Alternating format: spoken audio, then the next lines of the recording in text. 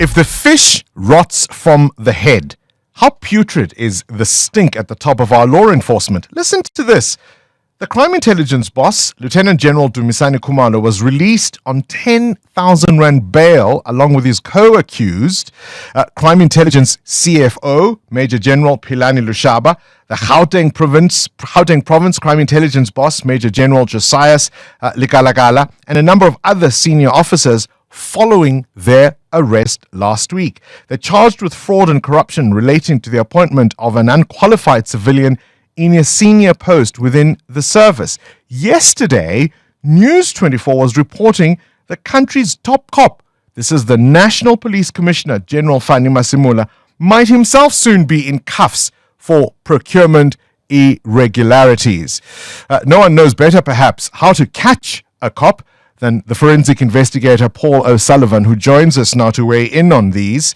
Paul, a pleasure to have you on the show. Thank you for your time. Good morning. Is this Richard Mdluli and Jackie Salibi all over again? Well, I think it's never stopped.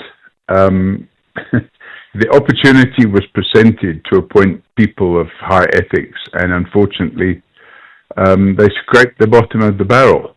And that's why we end up in a situation where there's no leadership in the police. And if the people at the head are engaged in unethical or criminal activities, the people below them think it's okay to do the same. And that's what we have. And the sad part about it is the vast proportion of the men and women in the police are actually ethical, decent people. And they're fed up and they're lazy. They became lazy because they don't want to follow leaders who are engaged in criminal activity.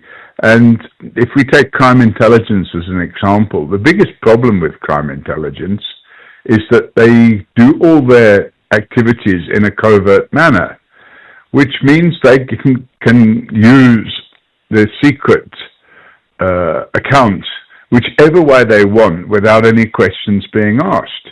And if we look at our current Commissioner of Police, it's not that long ago, it seems like a long time ago, it was in 2012, he was exposed as acting head of crime intelligence. He was exposed for splashing out 35 million rand in March just to get rid of the spare cash they had in their account. Otherwise it would be taken away because the budget runs from year to year. And if the unspent monies are not utilized, it's taken away. So he went out and he bought 35 million rands worth of luxury cars and shared them out amongst his friends in the police as company cars. And nothing happened to him for that. In fact, if anything, he got promoted for it because he later turns up as the chief of police. Paul, to be fair, the Minister, Senzo Mkhunu, the police minister, has dismissed yesterday's media reports of an imminent arrest of Fani Masimula as speculative. Your response to that? Yeah, I think it probably is speculative. I have no personal knowledge of an immediate arrest going to happen, but he is under investigation. The reality of the situation is that crime intelligence has spent vast sums of money, public funds, and it's been done whilst Khumalo has been reporting to Masemola. Now, Khumalo was supposed to, in terms of the organogram of the police, was supposed to report to a Deputy National Commissioner, and he flatly refused to report to that Deputy National Commissioner and said he only wanted to report to the Commissioner, which is Masemola. And Masemola, instead of putting his foot down and saying, no, there's the organogram, you're supposed to report to the Deputy National Commissioner, he allowed that situation to prevail. And that then begs the question, what was going on between them? The officers that were arrested alongside Lieutenant General Khumalo last week as part of their bail conditions, those that are out, because not all of them are out, part of their bail conditions are not to go anywhere near the premises of crime intelligence. Who's fighting the bad guys then? Well, they've never been fighting the bad guys anyway. All they've been doing is lining their own pockets. And that's the problem we have in South Africa. They went out, they created a supposed head count requirement to go and purchase office premises in Durban.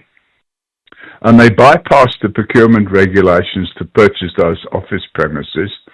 The premises themselves have got 6 existing tenants in them, all with varying terms to run on their leases. So, and the longest lease, I think, still has another 4 years to run. So what's the purpose of buying a building with leased tenants in it, and then you becoming a property manager instead of using that building for your own purposes? So everything they're doing, it just doesn't add up. And to be frank with you, if crime intelligence had been doing their job properly from the get-go for the last 20 or 30 years, we would not be having the levels of crime we have in this country. And a classic example of that is the complete failure a couple of years ago when the riot started after Jacob Zuma was put in jail for contempt of court. His daughter started all these riots. And the riots, crime intelligence had no idea that these riots were coming. Let's talk about that slush fund, 600 million rand. The idea is to gather information. They'll pay informers, maybe to help investigators crack certain cases. But obviously, part of the problem, as you've already alluded to, is that there isn't a trail of the expenditure.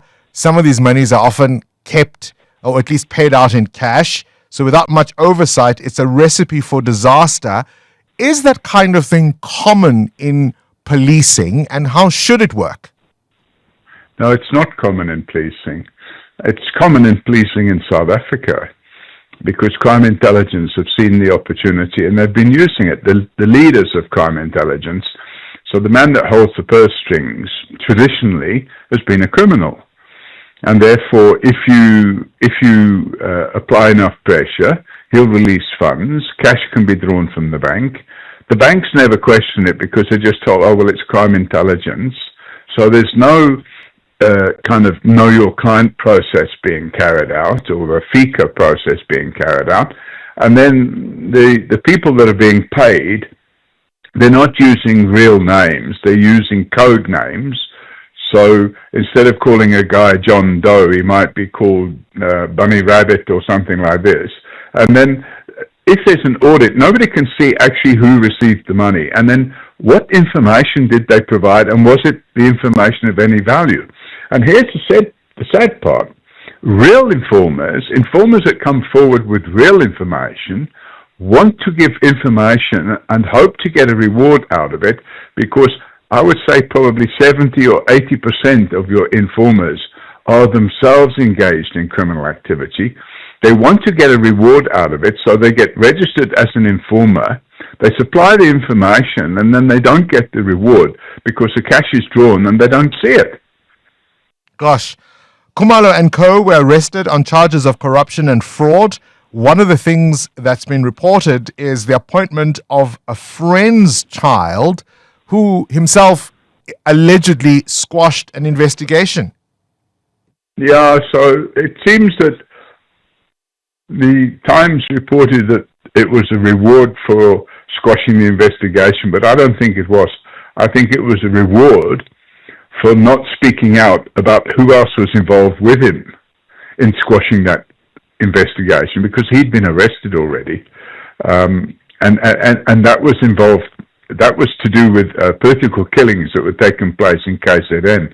So really at the end of the day, that cop who appears to have gone off the radar screen, we don't hear anything about his trial. And when he's going to go to prison, we hear nothing about it. So you have all these major generals and lieutenant generals engaged in criminal activity. And then when they want the job, in fact, I wrote to her and I suggested to her that she would be better going back to BMW, but she didn't take the bait. She stayed at Crime Intelligence, and now she's on trial. And she won't be accepted back at BMW. I mean, some of the details that are emerging are just almost too familiar. Go back to the leather shoes, right, with Jackie Silebe, and now there's a Louis Vuitton bag. Tell me about that. So what happened was Masemola was part of a group of cops that went overseas, and they went overseas to look at equipment that was to be supplied to Crime Intelligence. to the South African police. And while they were overseas, the middleman in that transaction, so the company overseas would have supplied a local company, and the local company was headed up by, let's call him person A. I know who he is, and I just don't want to bring him into the mix right now because he's on trial for other issues. And person A decided to give each of the cops there a gift for their wives. And in the case of Masemola, he gave him somewhere between 4,000 and 5,000 euro in value Louis Vuitton bag for his wife.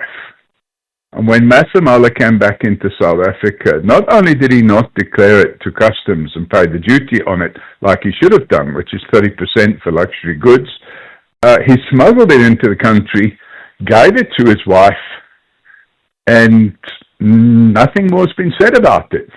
But the reality is that amounts to gratification. You can't receive an expensive gift for your wife from a police supplier.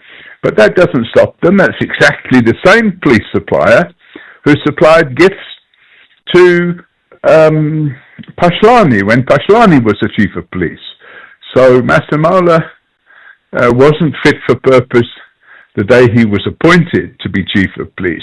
In fact, I did a lifestyle audit in March 2022, and I found that his expenditure exceeded his income by a considerable amount. And he was engaging in what we would describe as revolving door credit practices. So he would borrow from one bank. When the money was due to be repaid, he couldn't repay it. So he would then go and borrow from another bank to pay back that loan. And we call that revolving door credit. And if you're engaged in revolving door credit, then you've got a problem. And by the way, I'm looking at the figures now. In his lifestyle audit, his income from the police in 2022, his income from the police after tax and deductions was 58,052 Rand 11 cents a month.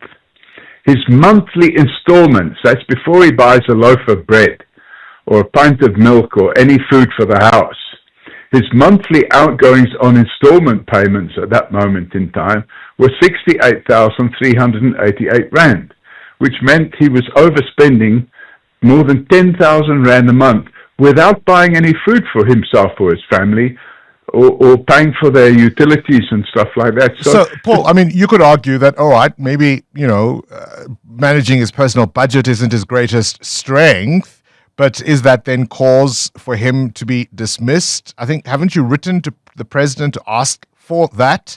And how do you respond? I've asked for him to be dismissed. I've said that he's not fit for purpose.